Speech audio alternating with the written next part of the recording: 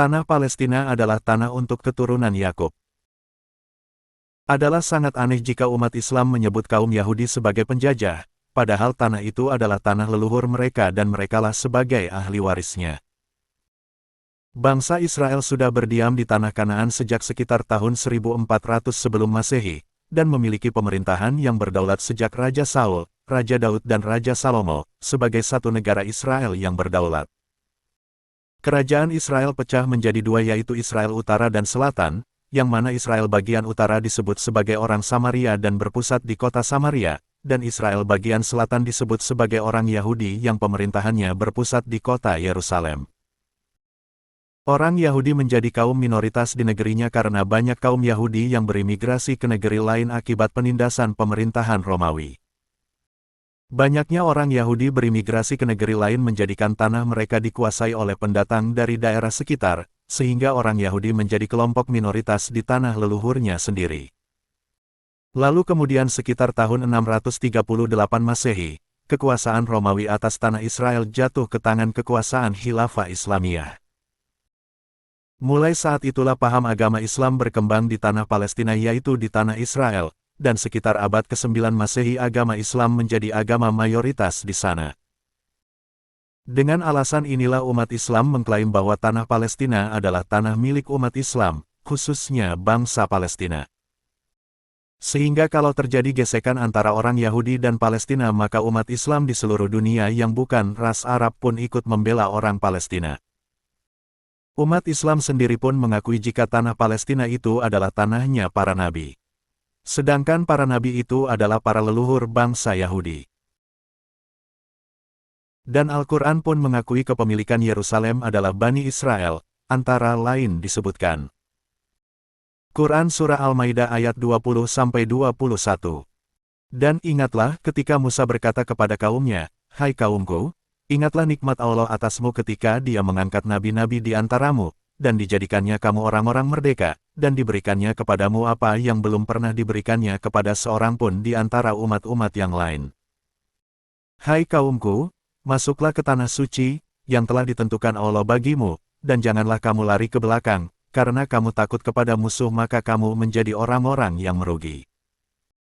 Quran Surah Al-A'raf ayat 137. Dan kami wariskan kepada kaum yang tertindas itu, bumi bagian timur dan bagian baratnya yang telah kami berkahi. Dan telah sempurnalah firman Tuhanmu yang baik itu, sebagai janji, untuk Bani Israel disebabkan kesabaran mereka. Dan kami hancurkan apa yang telah dibuat Firaun dan kaumnya dan apa yang telah mereka bangun. Quran Surah Al-Isra ayat 103-104. Kemudian dia, yaitu Firaun, hendak mengusir mereka, yaitu Musa dan pengikutnya dari bumi Mesir, maka kami tenggelamkan dia, Firaun, beserta orang yang bersama dia seluruhnya. Dan setelah itu kami berfirman kepada Bani Israel, tinggallah di negeri ini, tetapi apabila masa berbangkit datang, niscaya kami kumpulkan kamu dalam keadaan bercampur baur. Quran Surah Al-A'raf ayat 161. Dan ingatlah, ketika dikatakan kepada mereka yaitu Bani Israel, diamlah di negeri ini saja, Baitul Maqdis, dan makanlah dari hasil buminya, di mana saja kamu kehendaki. Dan katakanlah, bebaskanlah kami dari dosa kami, dan masukilah pintu gerbangnya sambil membungkuk, niscaya kami ampuni kesalahan-kesalahanmu. Kelak akan kami tambah pahala, kepada orang-orang yang berbuat baik. Quran Surah Yunus ayat 93. Dan sesungguhnya, kami telah menempatkan Bani Israel di tempat kediaman yang bagus, dan kami beri mereka rejeki dari yang baik-baik. Maka mereka tidak berselisih, kecuali setelah datang kepada mereka pengetahuan, yang tersebut dalam Taurat. Sesungguhnya Rabb kamu akan memutuskan antara mereka di hari kiamat, tentang apa yang mereka perselisihkan itu. Quran Surah An-Nisa ayat 154. Dan telah kami angkat ke atas mereka, Bukit Tursina, untuk menerima perjanjian yang telah kami ambil dari mereka. Dan kami perintahkan kepada mereka, masukilah pintu gerbang yaitu Baitul Maqdis. Itu sambil bersujud, dan kami perintahkan pula kepada mereka, janganlah kamu melanggar peraturan mengenai hari Sabtu, dan kami telah mengambil dari mereka perjanjian yang kokoh. Quran Surah Al-Baqarah ayat 58. Dan ingatlah, ketika kami berfirman, masuklah kamu Bani Israel ke negeri ini, Baitul Maqdis, dan makanlah dari hasil buminya, yang banyak, lagi enak di mana yang kamu sukai, dan masukilah pintu gerbangnya, dengan bersujud, dan katakanlah, bebaskanlah kami dari dosa, niscaya kami ampuni kesalahan-kesalahanmu. Dan kelak kami akan menambah pemberian kami kepada orang-orang yang berbuat baik. Di Quran Surah Al-Isra ayat 4-8 dikatakan bahwa jika umat Israel melakukan kejahatan maka mereka akan dijajah bangsa lain, tetapi jika umat Israel bertobat maka Tuhan akan menolong mereka mengalahkan penjajah itu dan memberkati umat Israel. Quran Surah Al-Isra ayat 4-8. Dan kami tetapkan terhadap Bani Israel dalam kitab itu, kamu pasti akan berbuat kerusakan di bumi ini 2 kali dan pasti kamu akan menyombongkan diri dengan kesombongan yang besar. Maka apabila datang saat hukuman bagi kejahatan yang pertama dari kedua kejahatan itu, kami datangkan kepadamu hamba-hamba kami yang perkasa, lalu mereka merajalela di kampung-kampung. Dan itulah ketetapan yang pasti terlaksana. Kemudian kami berikan kepadamu giliran untuk mengalahkan mereka, kami membantumu dengan harta kekayaan dan anak-anak, dan kami jadikan kamu kelompok yang lebih besar. Jika kamu berbuat baik berarti kamu berbuat baik untuk dirimu sendiri. Dan jika kamu berbuat jahat, maka kerugian kejahatan itu untuk dirimu sendiri. Apabila datang saat hukuman kejahatan yang kedua, kami bangkitkan musuhmu untuk menyuramkan wajahmu lalu mereka masuk ke dalam masjid, sebagaimana ketika mereka memasukinya pertama kali dan mereka membinasakan apa saja yang mereka kuasai. Mudah-mudahan Tuhan kamu melimpahkan rahmat kepada kamu, tetapi jika kamu kembali melakukan kejahatan, niscaya kami kembali mengazabmu. Dan kami jadikan neraka jahanam penjara bagi orang kafir. Kepemilikan tanah Palestina atas keturunan Yakub bukanlah karena keinginan bangsa Yahudi itu sendiri, tetapi karena Tuhan sendiri yang telah memberikan tanah itu bagi keturunan Yakub sampai selama-lamanya. Sudah sewajarnya jika seluruh peninggalan para nabi menjadi hak ahli warisnya, yaitu mereka yang terhitung sebagai keturunan para nabi itu. Barang siapa memberkati bangsa Israel maka mereka akan diberkati dan barang siapa mengutuk Israel maka mereka akan dikutuk. Kalau umat Islam sangat menghormati kaum keturunan Muhammad, mengapa orang Yahudi sebagai keturunan para nabi tidak diperlakukan sama, kok malah dimusuhi bahkan mau diusir dari tanah leluhurnya? Jika umat Islam mengutuki bangsa Yahudi, mengusir mereka dari tanah leluhurnya yang telah diberikan Tuhan kepada mereka, maka umat Islam pun akan dilaknat, karena telah melawan kehendak Tuhan. Oleh karena itu, jika umat Islam taat kepada isi Al-Quran maka umat Islam tidak berhak mengusir kaum Yahudi dari tanah leluhur mereka dan menuduh orang Yahudi sebagai penjajah Palestina. Sebab pendudukan bangsa Yahudi di tanah Palestina adalah tanah warisan yang diberikan Tuhan bagi nenek moyang mereka. Kalau kemudian ada yang menolak keberadaan kaum Yahudi tinggal di tanah nenek moyangnya maka mereka inilah yang menolak bahkan melawan kehendak Tuhan. Bangsa Palestina bukan bangsa Filistin di zaman kuno. Kaum Palestina yang berdiam di tanah yang diklaim sebagai tanah Palestina hari ini, adalah kaum pendatang dari daerah sekitar, yaitu bangsa Arab. Sedangkan bangsa Filistin di zaman kuno adalah kaum pendatang dari orang Kaftorim serta orang Kreti dan orang Pleti, yang telah diidentifikasikan sebagai Kreta dari negeri Yunani, bukan bangsa Arab.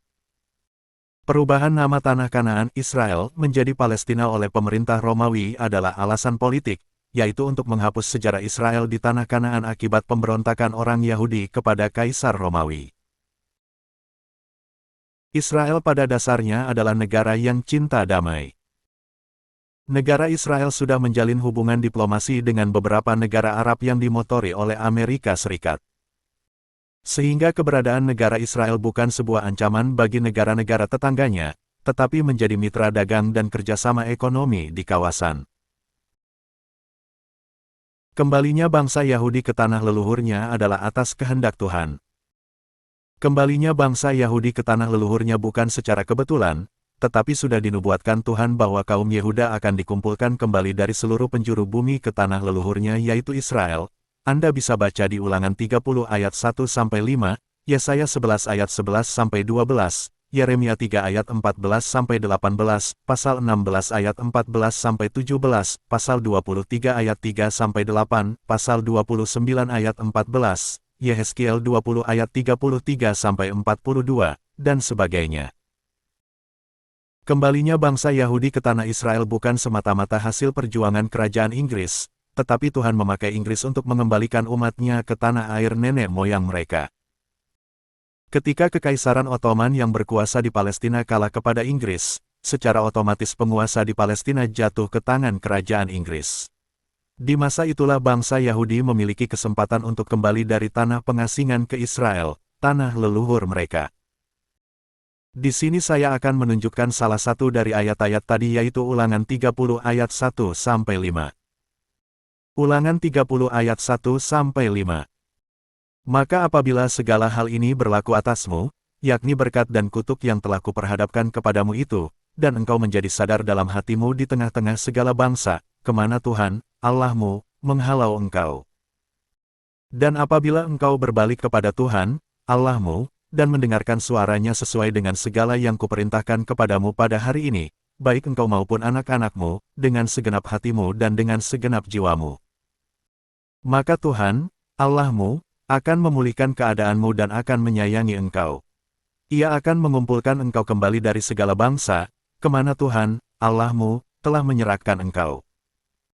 Sekalipun orang-orang yang terhalau daripadamu ada di ujung langit, dari sana pun Tuhan, Allahmu, akan mengumpulkan engkau kembali dan dari sana pun Ia akan mengambil engkau. Tuhan, Allahmu, akan membawa engkau masuk ke negeri yang sudah dimiliki nenek moyangmu, dan engkau pun akan memilikinya pula. Ia akan berbuat baik kepadamu dan membuat engkau banyak melebihi nenek moyangmu. Cukup saya hanya menunjukkan ayat-ayat ini saja, ayat-ayat yang lain dapat Anda baca sendiri di Alkitab. Yang ingin saya sampaikan di sini adalah bahwa kembalinya bangsa Yahudi ke tanah leluhurnya yaitu daerah yang belakangan ini disebut tanah Palestina, adalah atas kehendak Tuhan itu sendiri. Barang siapa memberkati bangsa Israel maka mereka akan diberkati dan barang siapa mengutuk Israel maka mereka akan dikutuk. Atas dasar inilah mereka yang beragama Kristen mayoritas mendukung keberadaan Yahudi di tanah leluhurnya di Israel. Walaupun kaum Yahudi sendiri banyak yang membenci penganut Kristen karena ketidakpahaman mereka tentang siapa Yesus yang diimani sebagai Tuhan di dalam agama Kristen.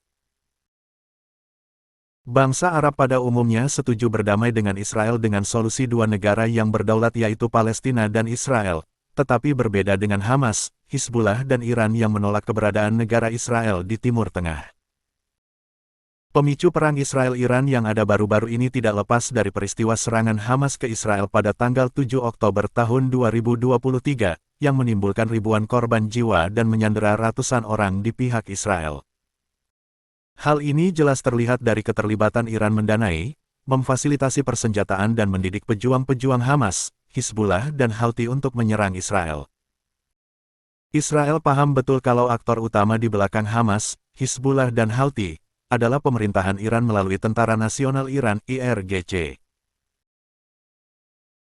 Sebelum revolusi Islam yang dikomandoi Ayatollah merebut kekuasaan di Teheran pada 1979, hubungan antara Israel dan Iran sejatinya cukup baik.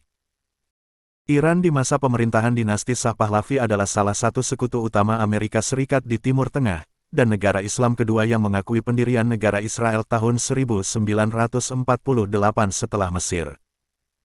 Pada masa itu di tanah Palestina belum ada pemerintah yang berdaulat, dan pada kesempatan itu kaum Yahudi membentuk sebuah pemerintahan yang berdaulat dengan berdirinya kembali negara Israel. Pada tahun 1979, Revolusi Ruhollah Khomeini menggulingkan Shah dan mendirikan Republik Islam Iran, dengan kebijakan utamanya adalah menolak imperialisme Amerika Serikat dan Israel. Semenjak itu, Iran menjadi negara penentang keberadaan Israel dan menuduh Israel sebagai penjajah Palestina. Iran menjadi sebuah negara yang jadi ancaman bagi keberadaan negara Israel di Timur Tengah. Visi dan misi penguasa Iran yang ada sekarang kepada Israel tentu adalah untuk mengusir Israel dari tanah leluhurnya. Iran mendirikan proksi-proksi bersenjata di beberapa negara untuk melakukan teror ke Israel, supaya warga Israel ketakutan lalu keluar dari tanah leluhurnya. Mereka dianggap sebagai pejuang untuk kemerdekaan Palestina. Hamas melakukan teror supaya warga Israel tidak nyaman dan terancam di negerinya dan supaya negara-negara Islam kembali menentang keberadaan negara Israel di negeri yang didudukinya. Hamas adalah anti perdamaian antara Arab dengan Israel dan menganggap kesepakatan Saudi-Israel sebagai ancaman eksistensial terhadap perjuangan Arab Palestina. Berdasarkan analisa pengamat mengatakan bahwa serangan tanggal 7 Oktober tahun 2023 adalah upaya Hamas untuk menggagalkan normalisasi hubungan Israel-Arab Saudi yang disponsori oleh Amerika Serikat. Dan sikap mereka inilah sebenarnya yang menjadi sumber bencana di Timur Tengah. Pemerintah Palestina sendiri tidak ingin terjadi kontak senjata dengan Israel, selalu menggunakan jalur negosiasi damai dengan Israel. Tetapi mengapa Iran melalui proksi-proksinya yang menyulut peperangan antara Israel dan Palestina? Apakah Iran benar-benar membela kepentingan Palestina sehingga muncul sebagai pahlawan tanpa pamrih untuk kemerdekaan Palestina, atau ada tujuan tersembunyi untuk menyebarkan paham Syiah di seluruh negara Timur Tengah? Bukankah Iran sedang melakukan adu domba antara Israel-Palestina, dua kekuatan yang tidak berimbang didorong untuk berkelahi? Lalu Iran dengan paham Syiahnya dianggap sebagai pahlawan dalam membela Palestina sehingga taring Iran semakin gemilang di dunia Islam. Tuhan membuka jalan bagi Israel menyerang Iran. Sebagaimana telah saya jelaskan di awal bahwa tanah Palestina adalah tanah leluhur bangsa Yahudi dan tentu orang Yahudilah yang menjadi ahli waris tanah tersebut, sebab Tuhan yang memberikan tanah itu untuk kaum keturunan Yakub hingga selamanya. Kembalinya bangsa Yahudi ke tanah leluhurnya bukan karena kekuatan bangsa Yahudi itu sendiri, tetapi karena sudah tiba waktunya sehingga Tuhan memberikan kemenangan bagi Inggris atas Ottoman yang sedang berkuasa di daerah Palestina. Dan apabila ada suatu bangsa yang ingin memerangi Israel dengan tujuan mengusir mereka keluar dari tanah leluhurnya, maka lawan mereka yang sesungguhnya adalah Tuhan sendiri, karena mereka melawan kehendak Tuhan. Beberapa kali terjadi perang antara negara Arab dengan Israel. Sekumpulan negara mengeroyok satu negara kecil bernama Israel, justru negara Arab yang rugi banyak. Tetapi mengapa umat Islam tidak pernah sadar, mengapa negara kecil Israel begitu kuat, mungkinkah kekuatan mereka itu hanya berasal dari kekuatan mereka sendiri? Peristiwa tanggal 7 Oktober tahun 2023 di mana Hamas melakukan serangan tiba-tiba kepada Israel, hasilnya adalah mengakibatkan kesengsaraan warga Gaza dan Hamas sendiri. Warganya banyak yang tewas, kehilangan harta benda, menderita kelaparan, yang akhirnya rugi sendiri. Hizbullah yang ikut membantu Hamas menyerang Israel, pejuang kebanggaan mayoritas kaum muslimin Indonesia pun ikut modar, sebab mereka ini jelas-jelas menentang kehendak Tuhan. Lalu bagaimana dengan Iran? Secara geografis, letak negara Israel tidak dapat menyerang Iran dengan mudah, sebab harus melintasi zona udara negara Suriah yang merupakan sekutu Iran. Pemerintahan Bashar al-Assad sekutu Iran runtuh tanpa melalui pertumpahan darah dengan Israel maupun kepada pemberontak di Suriah, terjadi dalam waktu yang singkat adalah hal yang tidak biasa. Runtuhnya pemerintah Bashar al-Assad yang pro-Iran sebenarnya telah membuka langit Suriah bagi tentara Israel sebagai jalan untuk menyerang Iran. Rusia sebagai sekutu Iran pun sedang mengalami masalah di dalam negerinya karena sedang berperang dengan Ukraina, menjadi sebuah kesempatan bagi Israel untuk melakukan serangan kepada Iran tanpa khawatir keterlibatan Rusia. Semua itu terjadi bukan secara kebetulan, tetapi menurut analisa saya ada Tuhan yang berperan di belakang Israel. Jalan bagi Israel untuk menghentikan nuklir Iran yang menjadi ancaman keselamatan di Timur Tengah terbuka dengan sendirinya. Kematian para petinggi militer Iran dan ilmuwan nuklirnya, kehancuran fasilitas militer dan nuklirnya oleh negara kecil kepada negara yang hampir 50 kali lebih besar adalah di luar nalar biasa, tentu bukan karena kekuatan Israel secara fisik, tetapi ada Tuhan yang mendampingi Israel.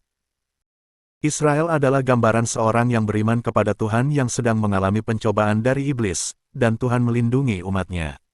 Silahkan Anda simak Quran Surah Al-Isra ayat 4-8. Umat Islam menyangka jika mengusir kaum Yahudi dari tanah Palestina adalah sejalan dengan kehendak Tuhan. Adalah sangat aneh jika umat Islam menyebut kaum Yahudi sebagai penjajah, padahal tanah itu adalah tanah leluhur mereka dan merekalah sebagai ahli warisnya. Dan sangat aneh jika mereka yang mati berperang untuk mengusir Israel disebut sebagai mati syahid atau mati syuhada di jalan Allah, sedangkan Yahudi berdiam di tanah itu adalah atas kehendak Tuhan sendiri. Banyak umat Islam yang mendukung tindakan Iran dan proksi-proksinya yang menentang kehendak Tuhan bagi Israel. Bukankah dalam hal ini Anda telah menyatakan diri sebagai kelompok yang menentang kehendak Tuhan alias pengikut Dajjal? Kematian puluhan ribu penduduk Gaza akibat perang, bukan atas kehendak Israel untuk membunuh mereka atau melakukan genosida seperti yang dituduhkan kebanyakan umat Islam kepada Israel, tetapi Hamaslah yang menjadikan warganya sebagai tumbal dan perisai mereka.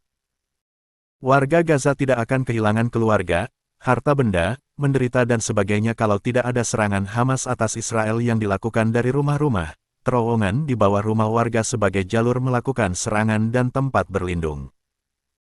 Dan wajar saja tentara Israel akan mengepung ke semua titik di mana Hamas berada, yang mengakibatkan warga sipil menjadi korban karena Hamas menjadikan mereka sebagai perisai dan tumbal. Setiap kematian dan penderitaan warga Israel, Gaza, Lebanon, Yaman, dan Iran, dalam perang Hamas, Hizbullah, Houthi, dan Iran melawan Israel adalah kehendak iblis yang diwujudkan dengan cara menghasut mereka melawan Israel.